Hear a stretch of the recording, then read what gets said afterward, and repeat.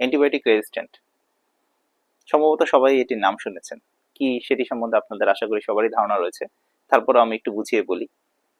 Antibiotic resistant হচ্ছে যে ধরুন আপনার প্রস্রাবের ইনফেকশন বা অন্য শরীরের যে কোনো ইনফেকশনের জন্য আপনাকে একটি অ্যান্টিবায়োটিক দেওয়া হচ্ছে। এখন আপনাদের এই প্রস্রাবের ইনফেকশন বা শরীরের অন্য ইনফেকশনের জন্য দায়ী যে কোনো একটি ব্যাকটেরিয়া।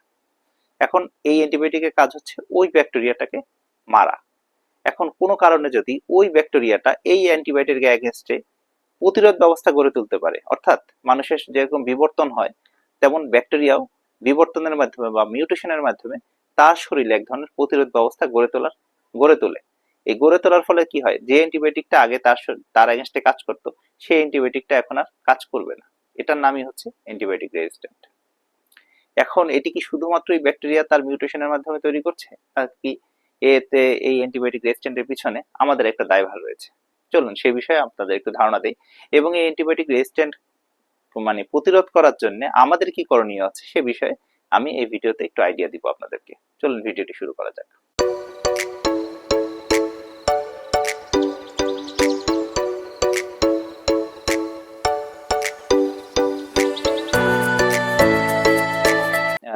অনেকে বলতে পারেন যে ব্যাকটেরিয়া তো খুব চালাকির মাধ্যমে মিউটেশনের মাধ্যমে বা বেশ চালাকি করে তার শরীরে রেজিস্ট্যান্ট করে তুলছে, এতে আসলে আমাদের দায়ভার কি? এটা তো ব্যাকটেরিয়ার চালাকি। আসলে মূলত ব্যাকটেরিয়া চালাকিটা করার সুযোগ পাচ্ছে আমাদের দুর্বলতার ফলে। অর্থাৎ একটি ব্যাকটেরিয়া মারার জন্য আমরা যে অ্যান্টিবায়োটিকগুলো দিয়ে থাকি সেই অ্যান্টিবায়োটিকগুলো আমরা একটা নির্দিষ্ট ডোজে এবং একটা নির্দিষ্ট ডিউরেশন বা নির্দিষ্ট সময়ের জন্য দিই। যেমন ধরুন কোনো কোনো অ্যান্টিবায়োটিক আমরা 24 ঘন্টা একবার দিই, কোনোটা 2 বার দিই, কোনোটা 3 বার, কোনোটা 4 বার দিই।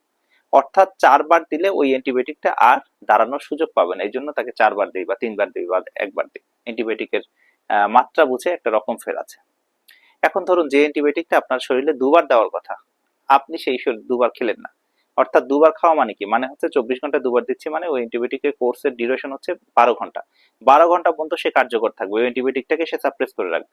এখন এই 12 ঘন্টার ডোজ অর্থাৎ ডেইলি 2 বার করে নেওয়ার কথা আপনি নিলেন 1 বার, ভুলে গেলেন বা কোনো কারণে ইচ্ছা করে কিনলেন না। তো তখন কি হবে? ওই অ্যান্টিবায়োটিকের এগেইনস্টে ওই অ্যান্টিবায়োটিকটা কাজ করা শুরু করছে, ব্যাকটেরিয়াটাও তখন অ্যাক্টিভেট হয়েছে। এখন 12 ঘন্টা পরে আপনার অ্যান্টিবায়োটিকের ডোজ আর পেল না। তখন কি হবে? ওই সময়টাতে ব্যাকটেরিয়া তো অ্যাক্টিভ অবস্থাতে আছে, সে তখন সময় পায় মিউটেশনটা করার অথবা তার প্রতিরোধ করার।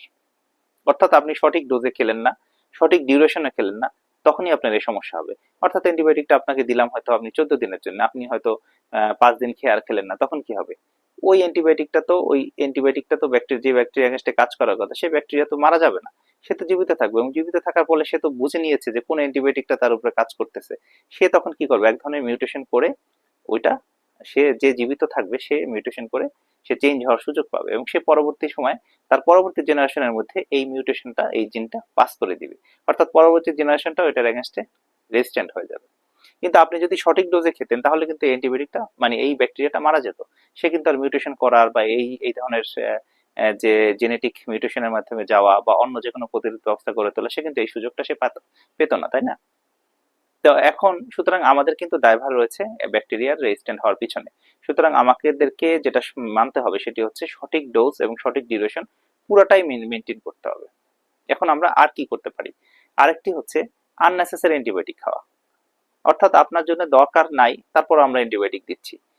বাংলাদেশের ক্ষেত্রে যেটা হয়, যেটা আসলে খুব আনকমন না, বেশ কমন। অনেক ক্ষেত্রে ডাক্তাররা দেখা যায় যে ডাক্তাররা দেন, বা অনেক সময় ফার্মেসিতে যে আপনারা নিজেরাও খান। অনেক সময় হয়তো ফার্মেসিতে গেলেন, কোন ডাক্তার দেখালেন না, সেক্ষেত্রেও হয়। অর্থাৎ এখানে আসলে সবারই দায়ভার রয়েছে। আমি ডাক্তারদেরকে এটার আয়তামুক্ত করছি ব্যাপারটা তা না, সবারই দায়ভার রয়েছে, আমাদের সবারই এটা সাবধান করতে হবে। ইনফ্যাক্ট আপনারা রোগী হিসেবে আপনাদেরও সাবধানতা অবলম্বন করতে হবে। যদি কোনো ডাক্তার আপনাকে অ্যান্টিবায়োটিক দেয় তাহলে আপনারও ক্লিয়ার হতে হবে কোন অ্যান্টিবায়োটিকটা কেন দিচ্ছে এবং সেটা সঠিক ডোজে আপনার জন্য হচ্ছে কিনা সেটাও আপনাকে কোয়ারি করে বের করতে হবে। তো সুতরাং আপনাকে আননেসেসারি অ্যান্টিবায়োটিক ইউজ করা যাবে না। অর্থাৎ আপনার শরীরে ইনফেকশন থাকলে তখনই শুধু অ্যান্টিবায়োটিক খাবেন, আদারওয়াইজ অ্যান্টিবায়োটিক খাবেন না। এবং ওই ইনফেকশনের জন্য যদি সেকেন্ড জেনারেশন বা থার্ড জেনারেশন দরকার তাহলে সেকেন্ড বা থার্ড জেনারেশন খাবেন, ফোর্থ জেনারেশন বা নেক্সট জেনারেশনে কোনো অ্যান্টিবায়োটিক খাওয়ার চেষ্টা করবেন না।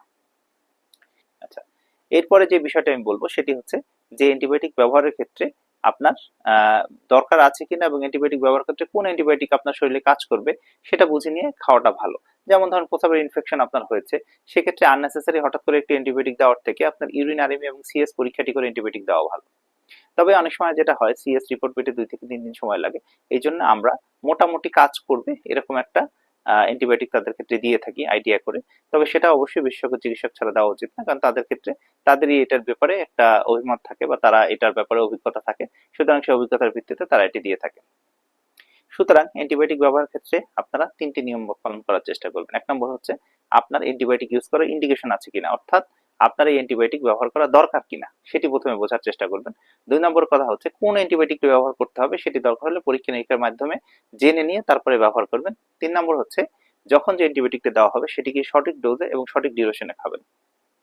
এখন আপনাদের আর্থিক সমস্যার কারণে অনেক ক্ষেত্রে দেখা যায় যে অ্যান্টিবায়োটিকের কোর্স কমপ্লিট করেন না, এটি করার চেষ্টা করবেন না, দরকার হলে অ্যান্টিবায়োটিক শুরুই করবেন না। কিন্তু যদি অ্যান্টিবায়োটিক শুরু করেন সেক্ষেত্রে ডোজ কমপ্লিট করবেন।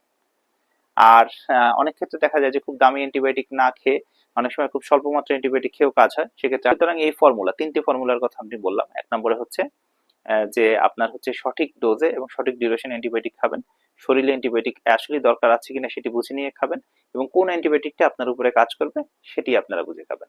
সুতরাং এই 3টি জিনিস যদি আপনারা ফলো করেন তাহলে অ্যান্টিবায়োটিক রেজিস্ট্যান্টের সংখ্যা ধীরে ধীরে কমবে।